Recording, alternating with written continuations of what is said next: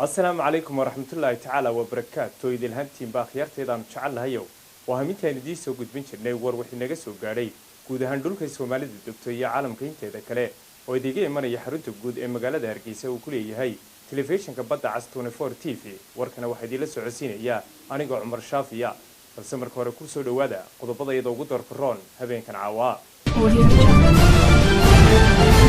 اللهم حرسته وحمانته أسخرن لوجو سمية مرحون علي سنيرة مقالة هرقيسة ciyaaryahanada kubadda cagta ee gobolka Togdheer ayaa ku eedeeyay wasaaradda ciyaaraha Somaliland inay musuqmaasuqday koobka ay dhawaan shaacisay. Gudoomiyaha gudida khayraadka golaha wakiilada Somaliland ayaa si adag iskaga difaacay eedeymo maalintii shalay ahayd ay u soo jeediyeen qaar ka mid ah xildhibaanada golaha wakiilada Somaliland iyagoona ku eedeeyeen gudidaasi inay qaadatay lacag laaluusha.